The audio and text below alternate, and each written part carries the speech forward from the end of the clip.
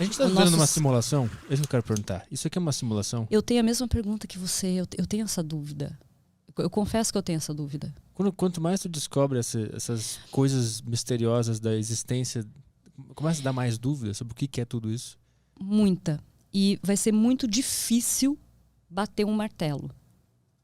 Não importa se vai ser daqui a 100 anos ou daqui a 10 mil anos. Vai ser muito difícil bater um martelo. Porque o que acontece? Tudo é uma simulação. Isso aqui que a gente está vivendo, de qualquer forma, é uma simulação. Se eu te disser que você não está tocando o teu microfone, na verdade. Você é um conjunto de átomos. O microfone também. Os átomos não se encostam entre si. Então, na verdade, os átomos relacionados à pele da sua mão, eles têm uma relação de frequência diferente dos átomos da superfície do microfone.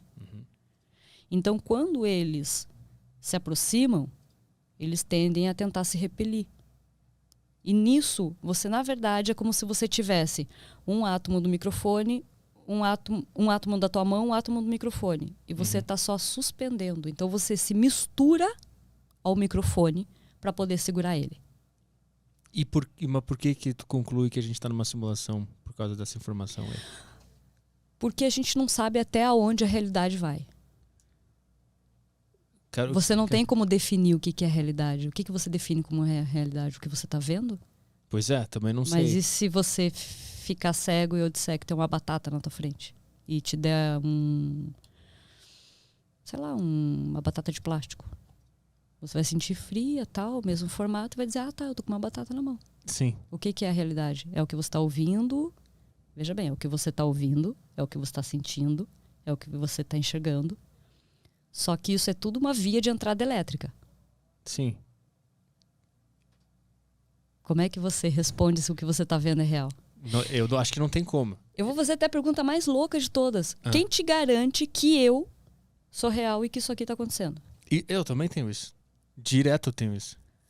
Porque não tem como saber. Na verdade, você pode estar internado num... Sim, eu tô fantasiando. Num coma. Sim. Tem uma tese do cérebro na caixa, que é um monte de cérebro em várias caixas, imaginando tudo que está acontecendo agora. A gente não tem como, na verdade, porque o que acontece? A nossa ideia, o nosso cérebro ele faz o quê? De um lado, ele refuta tudo. E do outro lado, ele tenta encontrar explicação para tudo. Então, toda vez que você refutar uma coisa, ele vai buscar uma explicação, nem que seja astrológica. Espiritual, qualquer coisa assim. Então, ele sempre vai buscar uma explicação. Então, por mais que você, de repente, para você mesmo, você comprovasse que isso aqui é uma simulação, qual seria a resposta que o teu cérebro daria nisso? Porque ele ia ter que encontrar uma resposta. Porque o cérebro é programado para isso.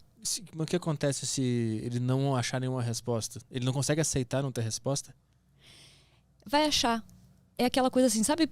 Por exemplo, assim, passa 4 anos e de repente uma coisa que você ouviu faz sentido. Você olha e fala, nossa, é verdade, aquilo que aconteceu 4 anos atrás, agora eu entendi. Entendeu, Lufas? Entendeu? Mas aí tu acha que essa resposta... Ele achou só a justificativa. Então tu acha que essas respostas são mentiras pra gente se enganar e continuar vivendo?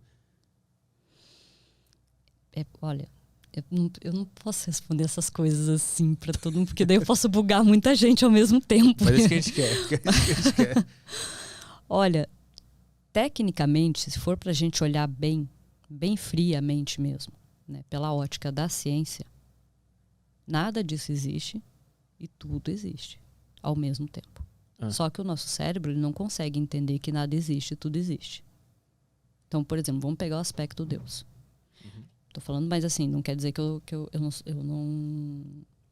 sou bem religiosa, tá? Então, assim, eu acredito em Deus. Só vou dar como exemplo para você poder entender. Você pega, por exemplo, Deus. A gente sempre coloca Deus como uma figura, né? Um indivíduo. É um indivíduo, é um criador. Agora, por que Deus não pode ser tudo? Incluindo essa cortina. Mas ele é? Tudo. Sim. Absolutamente tudo. Inclusive nós. Inclusive nós. E para muitas pessoas é difícil olhar e dizer assim, tudo é Deus. Porque se tudo é Deus e você pode tacar fogo nessa cortina, então nada importa? Tu acha que acreditar que tudo é Deus diminui o nosso senso de importância? Não. É que a gente sempre tem que tomar cuidado com os bugs que a gente vai criar no nosso cérebro. Porque o cérebro também é da tela azul, não é só o Windows. E aí que é o problema. Porque assim, dependendo da história de vida que você tem e da cultura familiar, muitas vezes o que pode ser uma verdade que poderia ser libertador, pode ser muito ruim. Porque daí vai entrar em questões que estão lá armazenadas no teu subconsciente. Então tem algumas perguntas que elas têm respostas, mas essas respostas não são dadas propositalmente. Porque não se pode ter resposta. Tu tá dizendo que o nosso cérebro sabe a resposta, mas ele não nos revela a resposta, Não porque nos revela. ele vai bugar se ele nos der a resposta. Exatamente. Mas isso é muito Porque existe uma estranho. briga muito grande entre o consciente nosso e o subconsciente. Que é aquilo que a gente fala assim, não siga sua mente, siga seu coração. A gente sempre tem essa briga, essa dualidade, ela existe desde o início dos tempos. Ela não é só uma briga hoje política entre esquerda e direita. A gente sempre teve o branco e o preto, o sim e o não, o claro e o escuro, o bem e o mal. Então, essa briga, ela tá na gente acontecendo o tempo inteiro. O nosso consciente, o nosso subconsciente, eles estão o tempo todo brigando. Porque o que acontece? O consciente é você. O subconsciente é a tua máquina. O teu cérebro não tem ideia de quem você é. Na verdade, ele nem se importa. Porque ele não tem consciência de indivíduo. Quem tem consciência de indivíduo é você.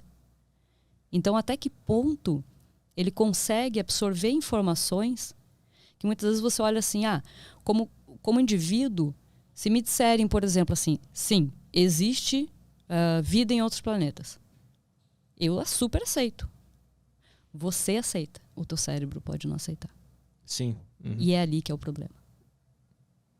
Por isso que o ignorante ele é mais feliz. Porque quanto mais você vai aprendendo, quanto mais você vai se aprofundando, mais você vai percebendo que as coisas estão indo muito mais além do que até você que está se aprofundando muito consegue entender. Porque é muito fora. E é muito difícil. Quando você pega, por exemplo, todo mundo que estuda neuroengenharia, tem um entendimento do cérebro num nível mais profundo. Até a gente, se a gente para e não dá uma respirada, e sei lá, não faz um mantra, não ora, não vai fazer uma trilha, alguma coisa assim, pira. Porque tem uma noção de que o quanto é muito jogo elétrico acontecendo e muita decisão sendo tomada que não é pelo indivíduo, e sim pelo subconsciente dele. Mas quem é esse cara que consegue observar tudo isso que está acontecendo no próprio cérebro? É o próprio cérebro? Como assim? Eu não entendi a pergunta. Como é que tu consegue... Tu disse assim, quanto mais eu estudo o cérebro, para resumir, mais eu entendo o quão misterioso é tudo isso, mais difícil ficar bem com tantas informações. Vai se tendendo ao caos tudo. Quanto mais sabe, mais complicado fica, né? É porque vão gerando mais perguntas. Isso, e tu começa Mais a analisar dúvidas. muito e ter dúvida de tudo. Mas quem é essa pessoa que está observando tudo isso? Se não o próprio cérebro? O cérebro ele não observa, o cérebro ele só faz equações. O cérebro trabalha com estímulos elétricos, que vão gerar estímulos neuroquímicos. Toda essa parte neuroquímica pode gerar, que é o que vai acontecer depois, de te dar ou um ataque de pânico, ou uma depressão, ou ansiedade. E é isso que acaba acontecendo. O cérebro ele começa a juntar, por exemplo, lembra que eu falei 2 mais 2, 4? E daí, de repente, ele olha e fala assim, putz, mas 2 mais 2, 4, mas... Cara, mas eu acho que pode dar 4.1. Não, mas não pode dar 4.1, porque 2 mais 2 são 4. Como é que tá dando 4.1? Aí que começa, entendeu? Porque daí o que acontece? O indivíduo não tem como ele controlar, enquanto ele não tiver controle sobre a máquina. Porque o que acaba acontecendo? O cérebro ele tá trabalhando com impulso elétrico. Então ele vai fazer os disparos enlouquecidamente. Automático. Sim, porque ele vai ficar tentando procurar no banco de dados as respostas, no ambiente externo as respostas, nas experiências de vida, em tudo. Ele vai tentar... Porque imagina que 94% do que acontece na tua vida você não tem ciência. Você tem ciência de 6%. Isso é um dado. Isso é um dado. Isso é um dado. Você só tem consciência de 6%. Meu Deus. 94%, o teu cérebro sabe. Tá lá. Armazenou. O meu cérebro, por exemplo, ele sabe até o que está acontecendo aqui. Eu não estou prestando atenção, mas ele sabe. Então o cérebro está armazenando isso todo o tempo inteiro. Aí o que ele começa a fazer? Mas tem alguma coisa errada. 2 mais 2 era para dar 4. Por que está dando diferente? Aí ele começa a procurar. E daí ele vai ele vai fazendo aquela varredura no banco de dados. E vai. Só que ele não consegue encontrar a resposta. Por quê? Porque o dado não está lá ainda. Uhum. E daí ele fica tentando. E aí tu vai pirando, porque o que acontece? Aquilo vai começar a vir pro consciente de que forma? Seja numa crise de ansiedade, numa crise de pânico, seja numa bulimia, uma anorexia. Uhum. Porque o que acontece? Estímulo elétrico gera estímulo neuroquímico. Uhum.